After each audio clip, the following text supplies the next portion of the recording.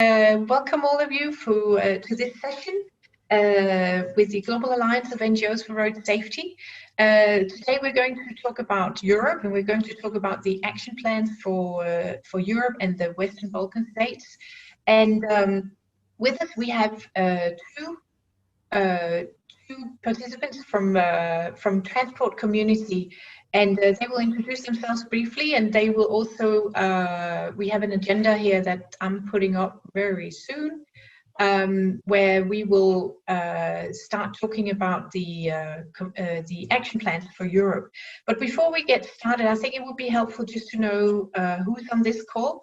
So let's do a round of introductions. Just very briefly, your name and your organization and your country. So Matej, will you start? It's my pleasure. So my name is Matej Zakonjcek. I am Director of Transport Community, and I will give you all information of what we do, and of course specifically about what we are planning in road safety after this brief introduction. Great. And Lily, I think it makes sense that you, Lily is also from the transport community, that you introduce yourself, please. Yes, thank you, Lotte. My name is Liljana Cela. I'm working in the transport community as a road safety desk officer, and I'm happy to be here and to present our action plan today. Thank you. So in a moment, Matej and Lily will talk a little bit more about the transport community work and also the action plans. Let's move on to the introductions here. David, will you introduce yourself? Okay, thank you, Lotte. I'm David, or David Razboršek. I come from Slovenia. I'm the director of Zavod Vozim, an NGO that is running programs and advocacy on the field of road safety. One of the initiatives is Heroes Drive in Pyjama, who also received the Excellence in Road Safety Award. Yeah, great. I see you have your colleague with you. Yeah, there is Tjasa, my colleague in her office. She's the project manager of this initiative. Great. Good to have you with us, Tjasa. Thank you. More people from your organization, David? No. No. All right, then I'll just move on my screen here, and it's Carlo Polidori from Italy. Yes, good afternoon, Carlo Polidori. I am the president of the Italian Association of Road Safety Professionals, an NGO working on research and dissemination of research results in road safety. Great, welcome, Carlo. Emmanuel, welcome. Hey, hi there. I'm Emmanuel, so working for the French Road Safety NGO as the head of partnership, and it's a pleasure to be here. So Emmanuel's organization just joined the Alliance, so welcome. Yes, thank you. Thank you. Welcome. We have a couple of people from FEBA. Benita, you're one of them. Please introduce yourself. Hello, I am Bonita Fidiova from European Federation of Road Traffic Victims, an NGO which is working in the fields of road victims and road safety for 30 years now, and many of you already know, and I could see some members and friends of FEBA here. Exactly. Do we have more representatives from FEBA, or is it member organizations? If we have, then maybe I can see Eleni from Greece and someone from Slovenia, from Zavod Varna Pot, who are members of FEBA. Okay. Could you introduce yourself, please? I know you're here in your own capacity of your organization, but I think just for... Okay, otherwise let's move on to Johan, Belgium. Good afternoon, I'm Johan Heers. I'm working for Responsible Young Drivers, a youth NGO in Belgium and the Netherlands. Welcome. Then we have Anja. Hi, my name is Anja Soršak. I'm also from Slovenia, and I'm a communication manager for Sabrina project, which is Danube transnational program project for safer bicycle routes in Danube area. Welcome, Anja. Corinne from East, please introduce yourself. Hi there, I'm Corinne. I'm the communications manager at East. We work with a lot of countries that are sort of Europe adjacent, but we also have a few. I'm representing today Greece and Latvia for the European side. Welcome, Karin. Hector, you are there with us. He's from Argentina, but I believe you're representing FIGRI. Correct. I'm representing FIGRI, the Ibero-American Federation of Associations of Victims Against Road Violence. Welcome, Hector. I see that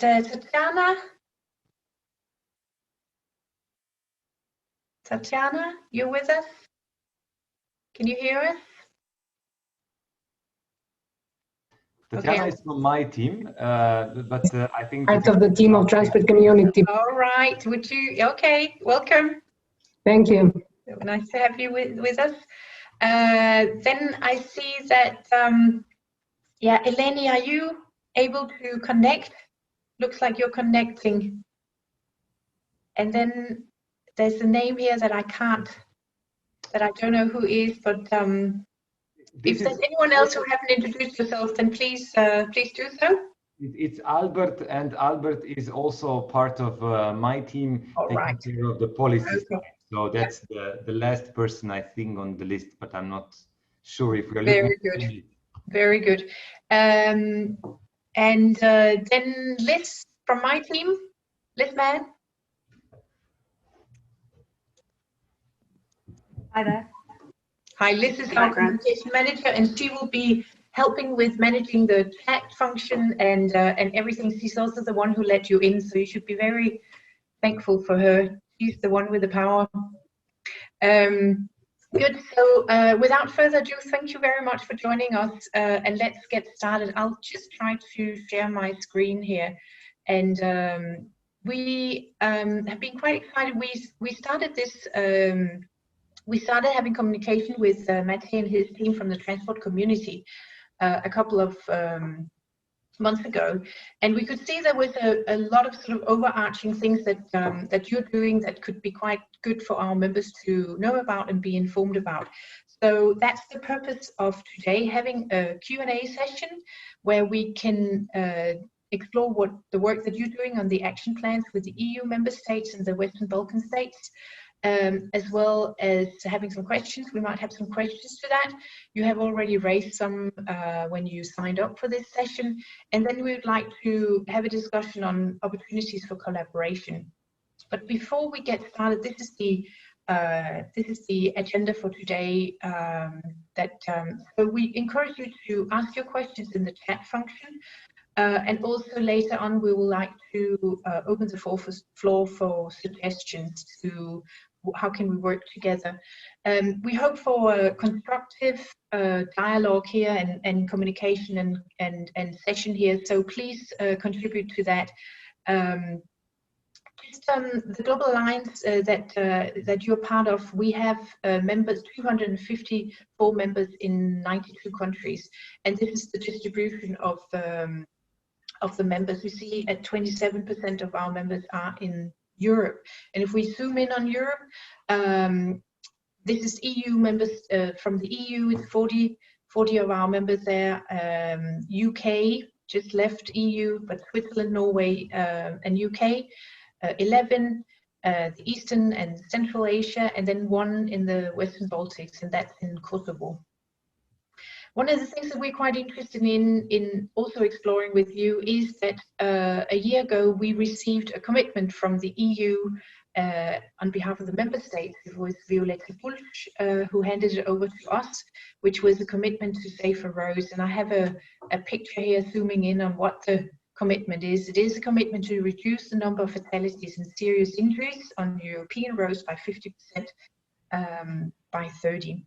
So we don't have the nuts and bolts on how the European states will do this. So this is one of the things that we would like to hear from you. There's an action plan in place. What does that action plan say? What is the structure of it? What is some of the hooks that we as NGOs can tap into? Where is it that we can collaborate? And I know that the action plan is divided into different sections, and Lily will explore that. But let's just start talking about what the work that you're doing. And Matej, could you give us an overview of the transport community, what your scope of work is, what your role is, and how you're working with the member states and the Western Balkan countries? Thank you. Of course. So first of all, thank you very much for inviting me. And I know it's already 27th of January, but I think that this year specifically, I think we are allowed to say Happy New Year somewhere until May. So I really do hope that this year for all of us will be a year of healing, the year of that we can meet together online, but preferably also offline. And of course, specifically the year where we make a progress on our agenda on road safety. I think that this is exactly one of our very main as well as the tasks that we really want to focus on. So thank you very much for this introduction. Before I introduce the transport community, just to give you a little bit about my background. So before I became a director of transport community here in the Western Balkans, here in Belgrade, I was working for a few months in the DG Move, where I was responsible for the countries of the Western Balkans. And then for about 6 years, 5 years, I was working as a head of cabinet of Commissioner for Transport, Violeta Bulc. So the work with you and the work with all of our stakeholders and so on has been basically my second nature in the last, let's say now it will be 6 years. So from Mr. Jean Todt to, of course, Matthew Baldwin and everybody else who you know very well. So that is where I'm coming from. And now a few words, firstly, about the transport community. So the main aim of the transport community is really quite simple, and that is the integration of the transport markets of 6 Western Balkans regional partners into the EU. So how do we do that? We do that in 2 tracks. The first track is that all our regional partners, so Albania, North Macedonia, Kosovo, Montenegro, Serbia, and Bosnia and Herzegovina, they have all dedicated themselves with international treaty that they will adopt and implement the entire EU legislation when it comes to transport. And that, of course, includes all the legislation which is connected to the road safety. And that's a very important part, because the legislation means standards. The legislation means the way we design our streets, we build our lives, we take care for the environment. So this is the heart of what we do. This is the first track. And the second track is that we are supporting the connectivity projects which are connecting the Western Balkan regional partners among themselves and with the EU. We have by now 33 participants or 33 members.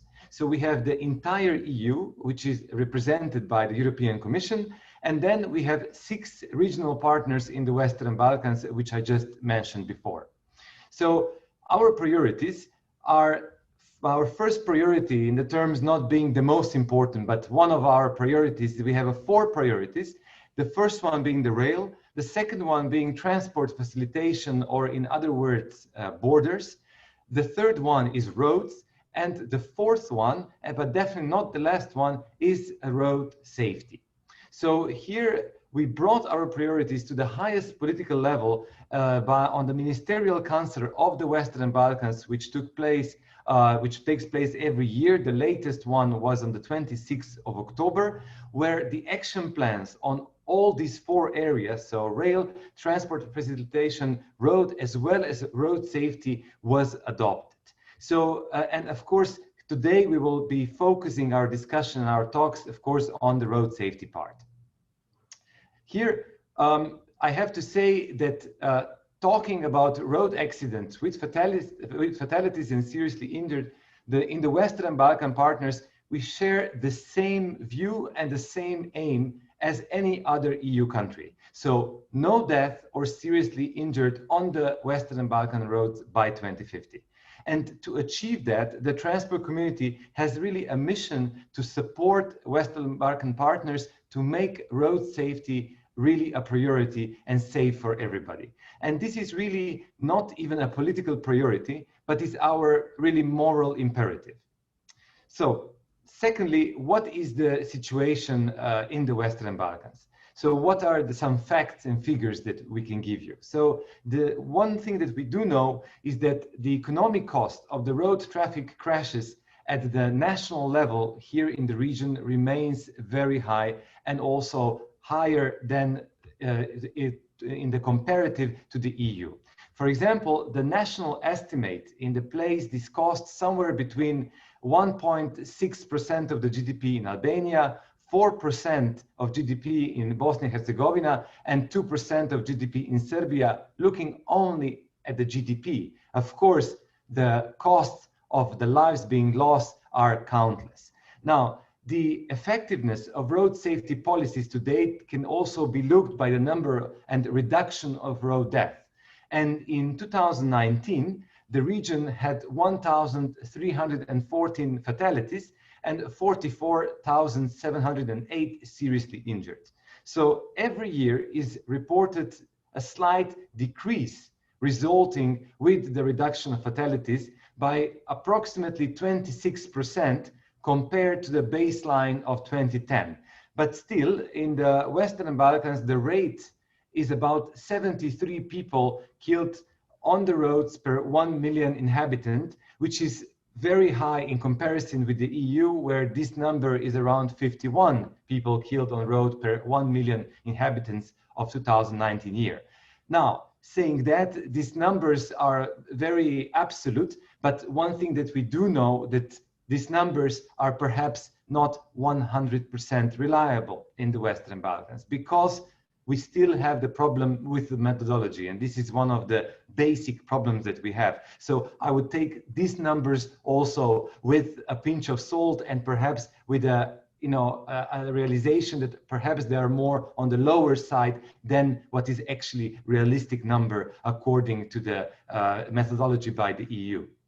So on the action plans, to make our aims in the road safety achievable, we have adopted what I mentioned before, road safety action plan. And when I say we have adopted, that means that the ministers, as well as with the support of the EU, of all regional participants, have together adopted these action plans. So these are now their action plans. These are not the action plan of the transport community. We are only basically hosting them, but these are now becoming the action plans of each individual country in the region.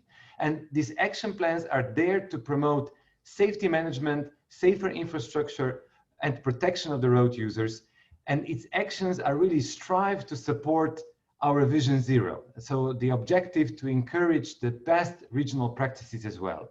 Furthermore, with the EU's technical assistance, we have now identified 22 black spots, or the sections, the road sections with a high accident rate, where our aim is to eliminate with our partners those high-risk road sections as soon as possible. Of course, like I mentioned before, one of our main aim is to achieve Vision Zero, and this is all our actions are steered as a stepping stone towards that vision. Further on, the Road Safety Action Plan promotes safety management, safer infrastructure, and protection of road users. And the actions really tries to support this zero death objective and to encourage best regional practices. And here I really also appeal to you, your organizations in the countries all around the world, but specifically in Europe, have so many very good experiences. I would really like to invite you to join us and to really see how we can translate or what we can learn in this region here to make roads safer here for everybody. Secondly, the safe infrastructure is one of our very much a priority, specifically in removal of these black spots or the safety, let's say, it's not really a spot, but there are sections of the roads. So no more death on road requires that we build roads according to the high or higher safety standards. An important part of the safe system is really to improve and increase the safety of existing roads. And here in the Western Balkans, we still have a lot of work there. So together with the EU, we have already identified many black spots, or the sections with the high accident rates, and we are now looking forward to see when and how much it will cost them to remove them as soon as possible. The third priority is really our commitment at a global level for the second decade of action, so 2021-2030. Now, the second decade of action is really calling for a fundamental paradigm shift in the way the road safety problem is viewed. So really that we take away from the view of blaming the victim approach to really making sure that we realize that the accidents will happen, but that because of the accidents, people don't need to die, or they are not need to be seriously injured or injured on the roads. The last part, which I also want to really stress, is what I already mentioned before, which is monitoring the progress. And here, again, I can be very frank with you, we are still not there when it comes to having a statistics across the region which would be comparable. And this is fundamental, because if we want to address the problem, we need to know where the problem is. And numbers and statistics and a good methodology of helping us to understand where the problem is will be a very important first stepping stone. So in order to do that, there is only in the region Serbia that has the statistics which are comparable in the region, but the rest still did not achieve that. And we are helping everybody. And my view is that we should be much more advanced by the end of this year than when we are today. Part of this initiative is also to develop a road safety observatory for the Western Balkan region. And this we are doing together with the European Commission, exactly with the focus to get the statistics, to get the methodology and beyond, to make this important step towards better road safety. Now, an important action we have set is also the establishment and enhancement of the parallel mechanisms between the Ministries of Infrastructure, Ministry of Interior, as well as Ministry of Health. So is to bring the entire village together that is responsible for the road safety. And this is, of course, something which is an ongoing struggle, because by definition, as a transport community, our, let's say, a natural counterparts are the ministries of transport. But then, of course, if we bring in only the ministries of transport, we miss a big part of picture and big part of this systematic approach to road safety. So that's why, together with, of course, Lily and her technical committee on the road safety, we are now bringing also the Ministry of Interior, Ministry of Health, WHO, Roadpol, and everybody else who is really there, part of this mosaic of the road safety everywhere, and especially here in the Western Balkans. So basically, that is from my first words. And allow me just one very personal observation.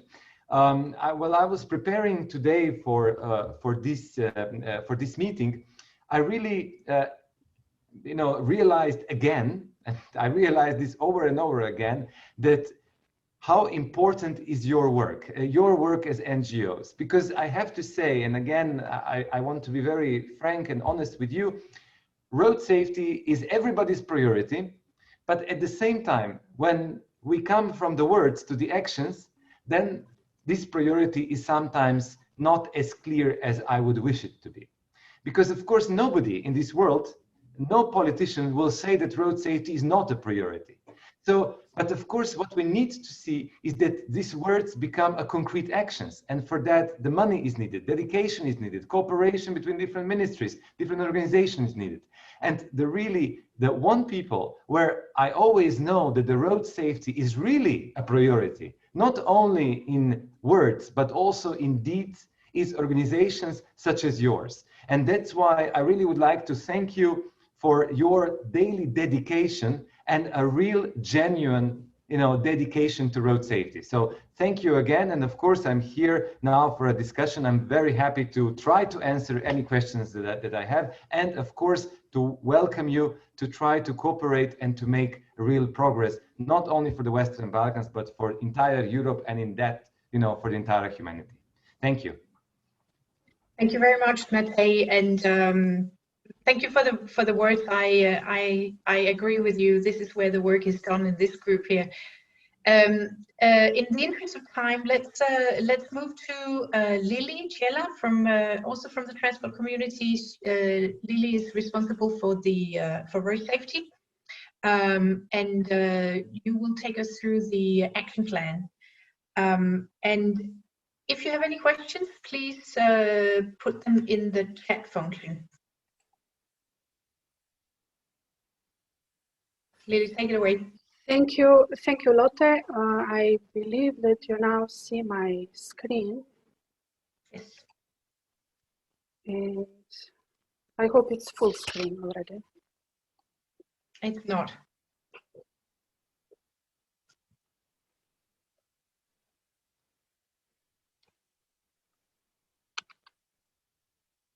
Is it fine now? It's I don't know what that mode is called, but where you see the first line, the second slide. Okay. Yeah, please enter. Yeah, there we are. Then it's fine. Thank you. Thank you to everyone for joining this meeting, and I'm happy that we started a fruitful cooperation with Global Alliance of NGOs and with you as well. We had Lotte in our last meeting of the technical committee on road safety. That was last Friday, and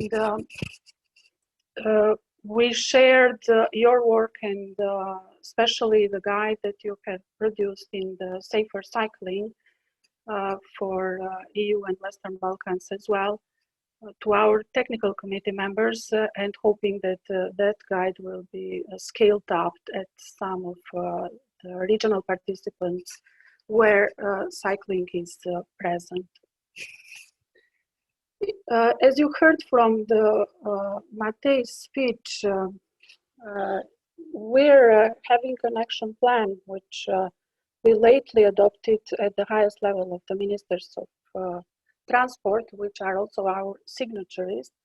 And we're very glad for that, because without the political will here, we know very well that we're not going to go further or so much advanced in our to reach our goals.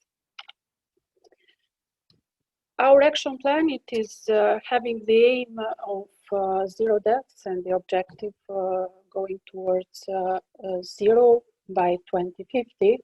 And it is in line with the main documents that we have, Transport Community Treaty, in line with the EU Framework Road Safety Policy for the second decade.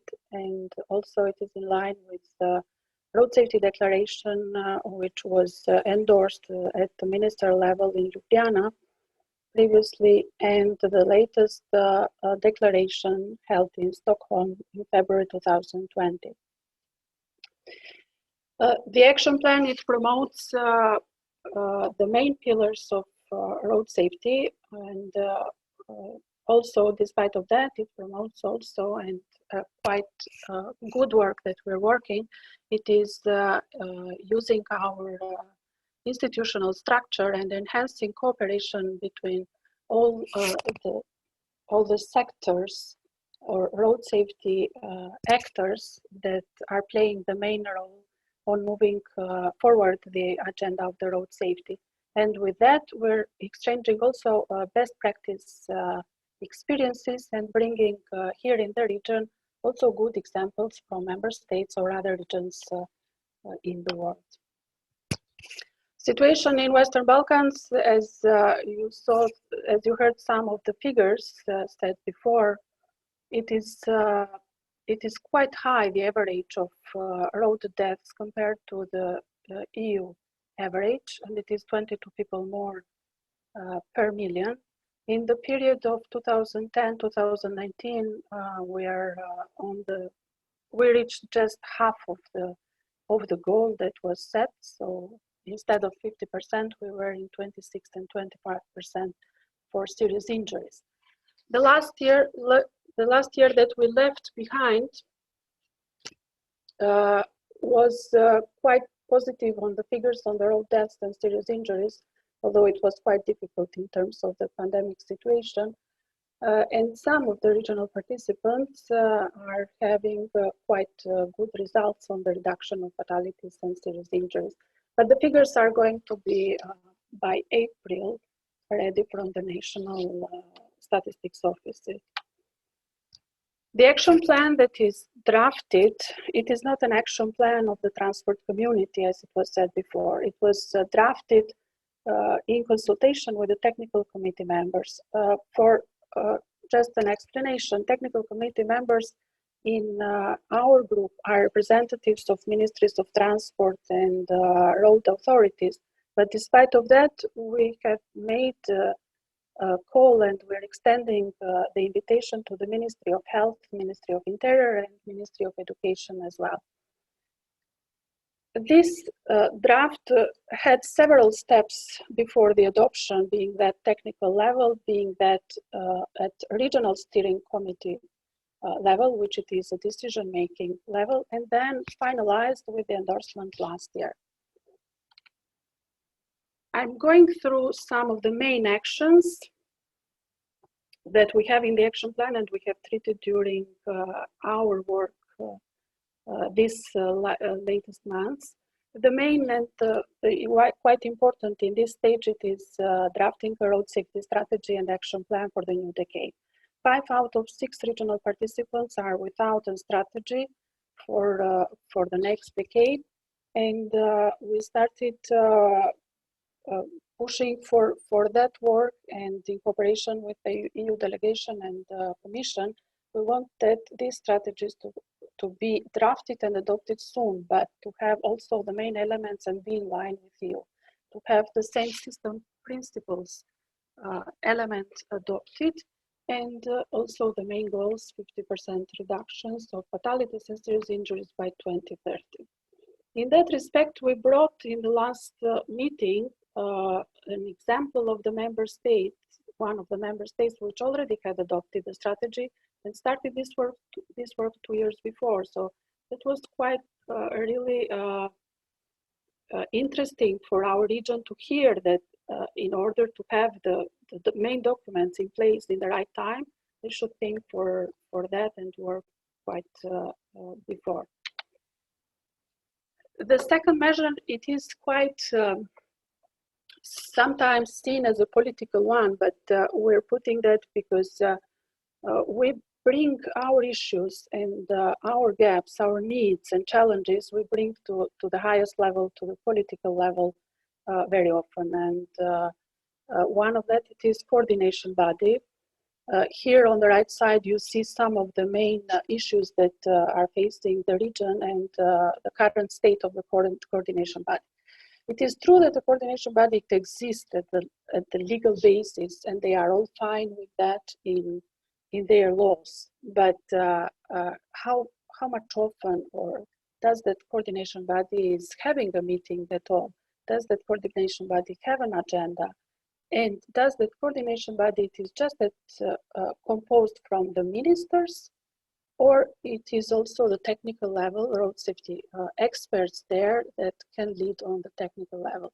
And the main best practice example, it is that this coordination body shall be led from the prime minister level or deputy prime minister level. Because when it is led from a minister level, then they are at the same level, all of them, and which is quite difficult to coordinate and give not orders, but actions to be followed. We're mentioning here the important role of all other actors. Here I'm stressing Ministry of Interior Affairs and Health sector because we just started and we have to start from somewhere. But as you see at the last point, we want that these sectors to create parallel coordination between them, and then at that case they can work together for achieving their national action plans and their goals. There is quite a need for improving road safety behavior and enforcement. So in terms of that need, we started cooperation with Roadfall, and we're planning that together with them and also World Health Organization, because Ministry of Health here, it is quite left behind in the region, to have webinars or technical sessions that we can treat these issues a bit more close. Data issues, as was mentioned before, it is quite hectic. All these measures are not at the same level that each regional participants. We have some regional participants that are quite good and they are ready to join to the data collection, let's say, to European Commission, because they have all the standards, they have the methodology, and they have quite a small, let's say, difference with World Health Organization data, so that they are on the same level. But we have also these regional participants that they are lacking behind on the digitalization, on the capacity building, how to collect the data, and on the fact that the questionnaires are coming half full. So it is quite difficult to make policy with this data. And the previous measure, it is quite important in the establishing the tool for monitoring road safety performance, or said differently, a road safety observatory, which we are planning to have under TCT umbrella. And with this tool, we're bringing all the region together in terms of the legislative, in terms of data, in terms of KPIs, and also in terms of having a forum for exchanging all the best practice examples.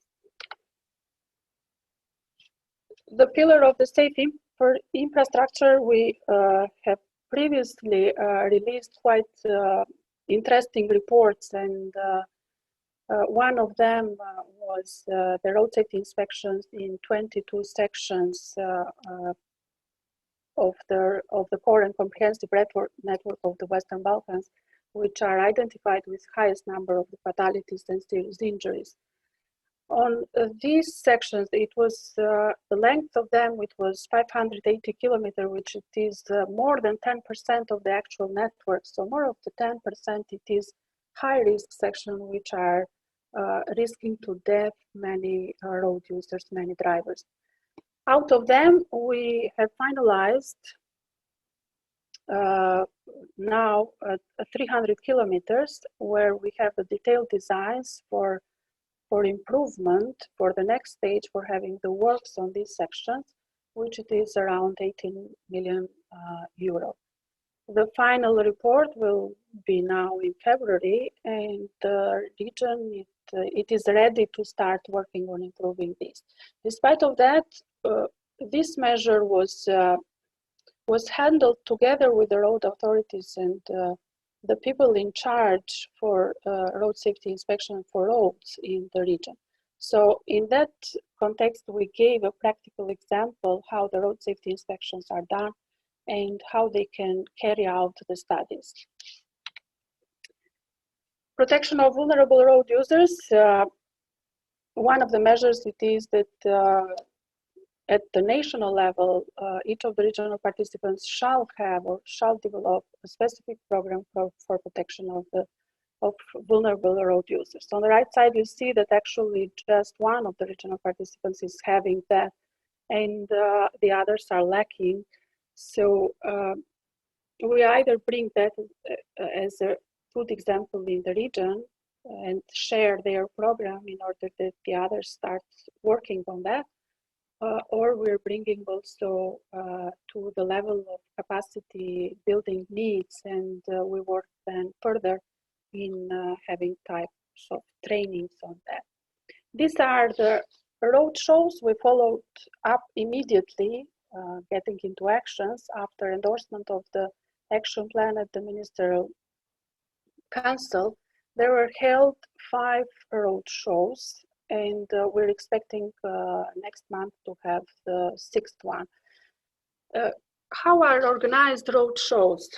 So our management, highest level of management, Matej, goes in the region, despite of COVID situation, which it is quite risky, and goes to meet the Minister of Transport and also the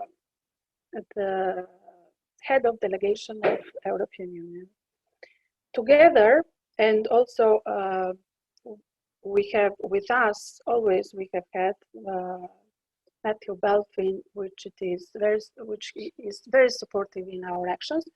And then they bring this at the highest level, the issue on the specific participant.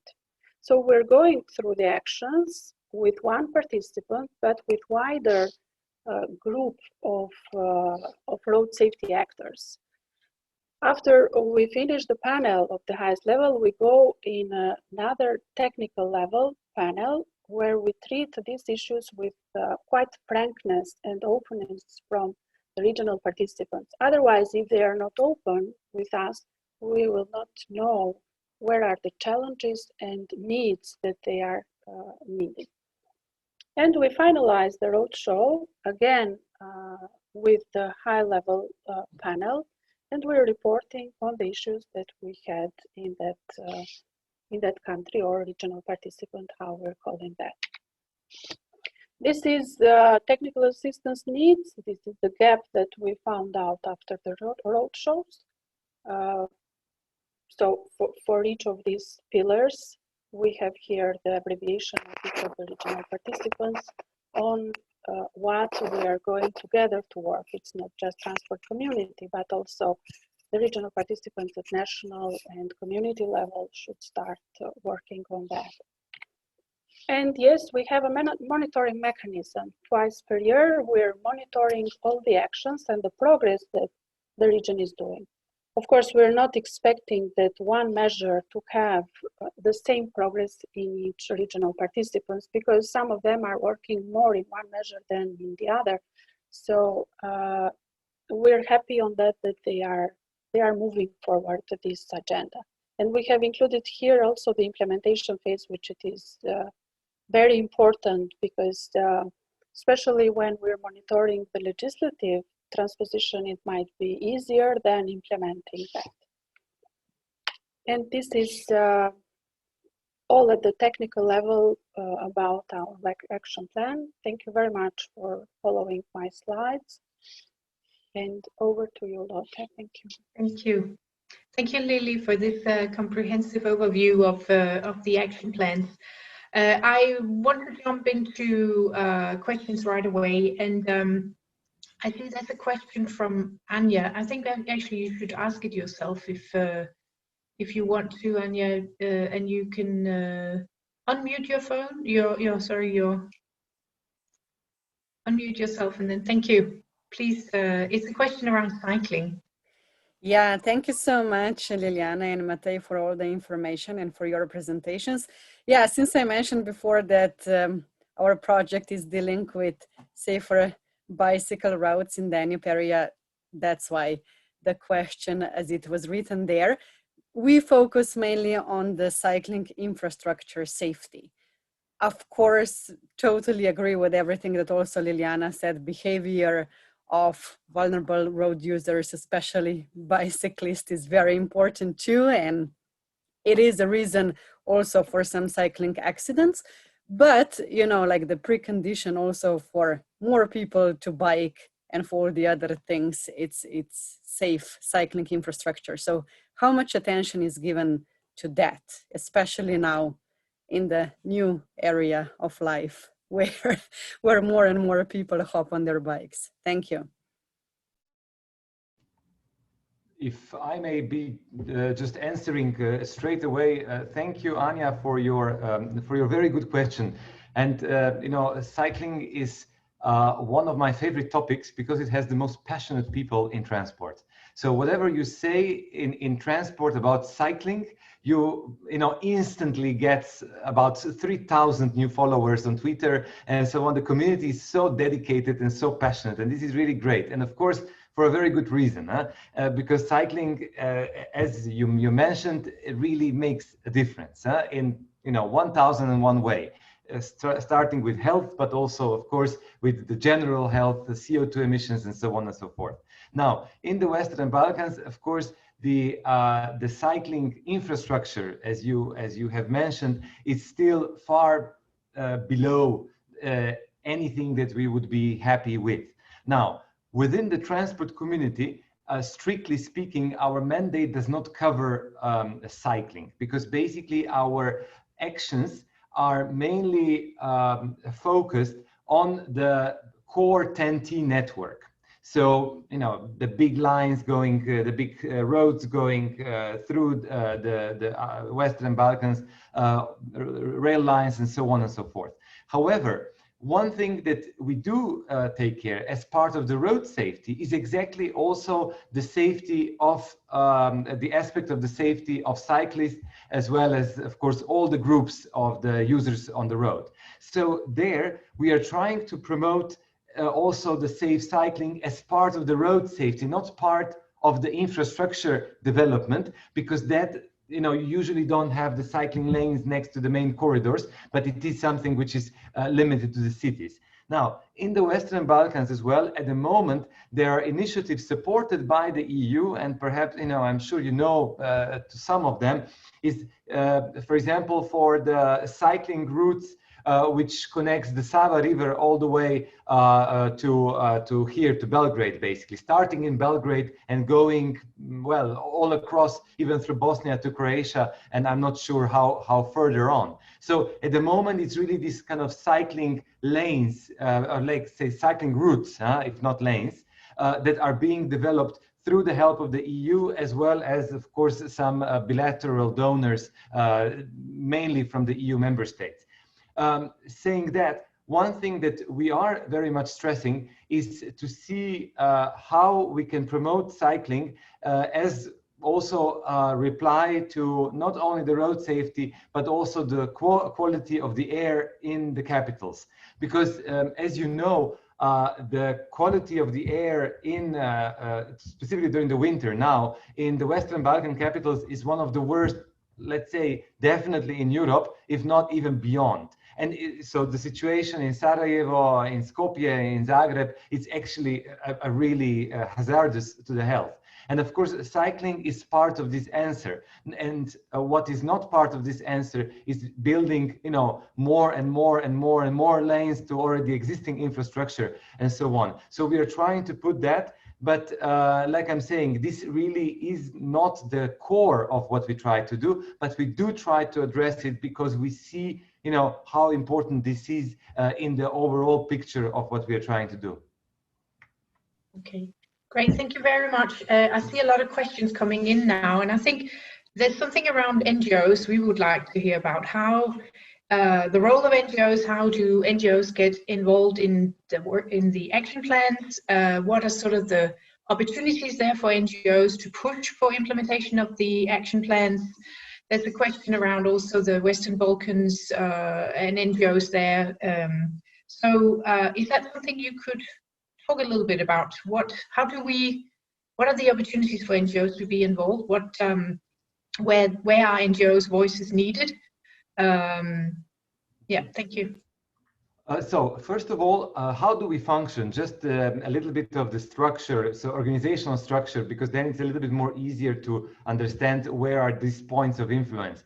So our highest presidium is the Ministerial Council. So the Ministerial Council meets once a year, and it consists of the Ministers of Transport plus the European Commissioner for Transport, and usually the European Commissioner for Neighborhood and Enlargement as well. So they meet once a year on the ministerial. The last ministerial was in October 26th, where we adopted, among other things, also the Road Safety Action Plan. So that's, let's say, the highest level of engagement. But on a daily, not let's say daily, on a regular basis, we are in touch with the Regional Steering Committee, which are the highest representatives in the ministries, but from the administration side, who basically steer the work, because our budget is paid out of the union budget, so EU budget, plus the budget of the Western Balkan countries. So together they form the budget, so together they form also the Regional Steering Committee. But where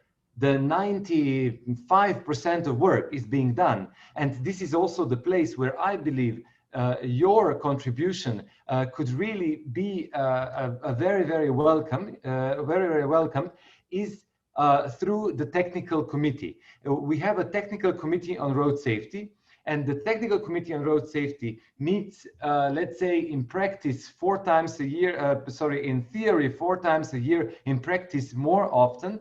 But basically, the technical committees are the people, and we are trying to enlarge the technical committee. So let me focus on the technical committee on road safety, and perhaps Lily can talk a little bit more about this. So Lily leads the technical committee on road safety together with the presidency that is changing every year. But basically they are discussing different topics according to the agenda, such as the action plans and so on. They prepare them and so on. And of course, the membership of those is not, let's say, strictly, or let's say participation is not limited to only the countries of the Western Balkans. We actually very much not only welcome, but we are also really happy when we have, for example, Slovenia joins us from time to time, Hungary and so on. And it's exactly because the road safety is such a overall, an area where really we need to bring everybody together. So also from the different ministries, WHO and so on. But maybe Lily can say a little bit more about that. But this is where I believe that if there is an interest, I would be very happy if you send me or Lily or both an email saying we would be very much interested to participate. And we can then extend this invitation, let you know, share the agenda, and take it from there on. So Lily, do you want to add just a little bit more about the technical committees, because you are the boss there? Yeah, sorry, we just very brief because we have short time and we just want a few more questions. So thank you.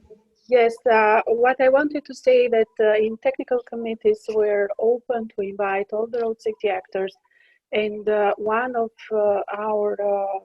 our main issues there it is to exchange the best practice examples. We're working also in campaign awareness and also in a research area, and here I see Carlo Polidori that you used to work also before on road safety inspections. So it is just a matter of getting in contact and preparing the agenda together, and we work together. Thank you. Thank you. I also answered to one of the questions from Fever on the World Day of Remembrance with one tweet and video of Matej on that. Okay, so the question is, how can the transport community support road victims, for example, promoting the World Day of Remembrance? So the one thing that, so I came to this position in my mandate started in August. So for these years, basically because of the COVID, we were quite limited of what we could do, except a little bit of the media campaigns together with our Serbian colleagues specifically. But what I do hope, and this is really my wish, is that this year, 2021, let it be a year where we can actually come together physically. And one of my wishes is that together with FIA and together with Jean Todt and so on, we could actually organize the first regional road safety, being a conference, summit, whatever, but the, let's say, gathering, in other words, to bring together entire community here in the Western Balkans. And when I say in the region, I mean the wider region, from Slovenia to Croatia and so on, because of the sharing of experiences and so on. So we don't have, we were hoping that this could happen in the beginning of the year, but now the COVID situation is as unpredictable as ever. So what we hope is that we will be able to organize this when sooner. And this is definitely where we would like to invite you all in order to really highlight our work and of course plan together for the future. Great. So I could also see that FEVA, for example, could be invited to the technical committee and talk about the World Day of Remembrance, have some specific suggestions as to how the member states can be involved. Okay, that's good. Definitely. It is really I want to stress that our, let's say, basic role is really to be a platform. In other words, to really be a platform to of course, help to organize, to steer in the same direction, but the ownership in the end of the day has to come from the ground, because if the ownership is not on the ground, then the actions are not sustainable. So sustainable or sustained, let's say, even more for the future. So we need to make sure that we bring people together and then try to see that the actions that we do become, let's say, part of the DNA of what we try to do. And with that, of course, help in the sustainable and sustained way of making change. Yeah, that leads to the last question we're going to be able to have here is, what do you think is the main trigger to get political will from the authorities? Is there an active participation from the private sector, for example? And I think maybe this is you speaking with your own private hat, maybe, or with your experience rather than from your transport community position. Okay, well, that's a tricky one if I have to use different hats, but because I might say things I might not say with the other hat. So let me try to merge both different hats together. But I would say, you know, one thing that is really important, I think, is that first of all, that there is a constant pressure, that the constant attention is given to road safety. And the best pressure that can come is exactly from organizations, and not only organizations, but the members of your organization in the local community. Because these are the voters, these are the, you know, these are the stakeholders, these are the people who work in the different positions in companies and so on. So I think the constant pressure and the constant attention to this topic is super important, because you know, everybody has its, let's say, the way that can influence whatever. It can be 5 people, it can be 10, it can be 100, depending on your role in society, your connections, and so on. So if we all put this together in a single determination and a clear goals, that really can move mountains, literally. Point one. And it's of course also the political pressure that translates into, you know, what has a, let's say, a government do on the road safety before the elections, to talk about this at the right time, at the right junctures, and so on. So let's use this, you know, let's use the momentum of, you know, election cycles, political campaigns, to highlight this and to ask the questions which needs to be asked to everybody who's responsible to making change. That would be the first point. The second point is really of bringing the, like I said before, bringing the village together, yeah? Because if the road safety stays with the road safety practitioners and with the ministries of transport, then it will never be the entire, let's say, the complexity of what we try to do will never be achieved. And that's why it's so important to bring, you know, firefighters who have an important role in the road safety, police, health, and everybody together with the same determination. And of course, one thing which I also think that we need to stress, and I know that this is something that can be, you know, sensitive, because we are talking sometimes, you know, we are talking a lot of mainly about lives, saving lives, and so on. It's also the cost of non-road safety. So what are the costs for the companies? What's the cost for society? And where this cost, which is incurred by not having road safety or not sufficient road safety, where could this cost or this money come from, where it could be invested, reinvested, and so on. I think it's important also to show the monetary element of this, because it does make a difference. Okay, we are out of time now, but I would like to get maybe 3 things where we could collaborate as a group, with the Alliance group and the Transport Community group. We heard a couple of things. One is the pressure. How do we do the pressure? There's the UN Road Safety Week coming up. Speed is the focus, 30 kilometers an hour. Is that something we could collaborate on? It's an agreement, it's a target, it's sort of endorsed by everyone now, it's just doing it. That could be one thing. You talked about sharing experiences, putting the pressure on, taking part in the technical committee groups. I think it should be done in a strategic way, sort of making sure we are coming with a joint message there. So what would be your sort of 1 minute summary of what can we do together? Where are the opportunities for collaboration?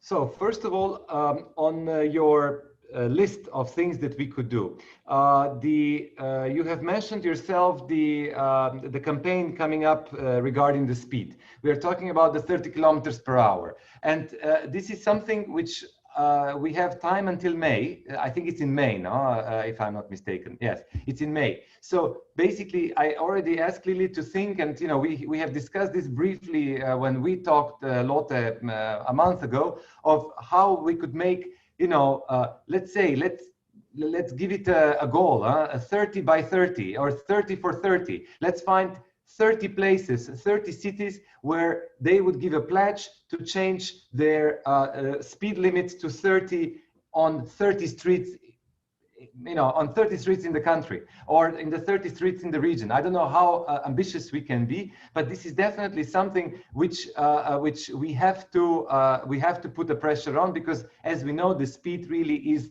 the key. And here I think that we have enough leverage together from our contacts to our regional partners, and of course we need the pressure from your side, from the society, from the NGOs on this. So that's definitely something that I would like.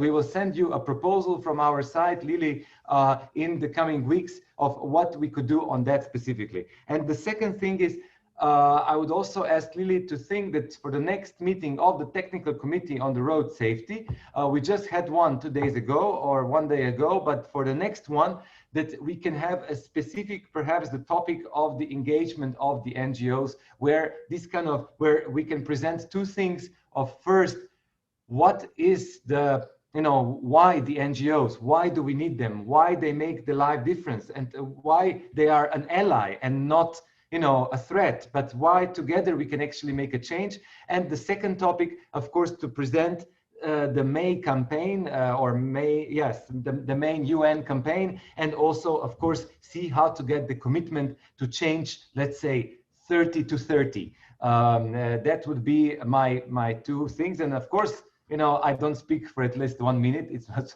at least 3 minutes, but that's because of the 30 plus 30. Okay, 30 kilometers an hour in 30 cities in what, 30 days, 30 months? Not by 30, it's too late. It's too 30 by 30 for 30. You know, now I am doing the brainstorming. So here's a mandando una mail. Here's a task for all of us. Non te la mando, te lo faccio vedere qui perché ci sto ancora lavorando. Carlo, do you mind muting your microphone, please? Thank you. So here's a task for all of us, a challenge. Let's find those 30 cities, those 30, I don't know, counties, or what are the countries, maybe even, who will endorse this, and let's work actively together on that. This is a challenge for all of us. I think if you're on board, we are definitely also on board. So we are over time. I wish we had much more time to elaborate on what we could do together, but I think this was a good start, and this was a good first sort of introduction to your work. I hope there could be more, and I definitely encourage all of you to feel inspired by this and come up with suggestions. What can we do? How can we work through the transport community? Because it is a way to get into 33 different countries, actually. Work through the committees. So please let us know what you thinking is. How can you use this webinar today in a constructive way? How can we collaborate constructively together? So thank you very much for joining us. Bring your suggestions forward, and Matej and Lily and your team, thank you very much for being with us today. It is my pleasure. I think I can speak on behalf of the entire TCT class, and I really wish you a very good start of the year. And of course, this is the start of the path, and definitely I'm looking forward to all the, not 30, but let's make it 3,000. This is where we have to aim. Yeah, great. Thank you. Thank you. Bye-bye. Thank you. Bye-bye. Very much. Thank you. Bye.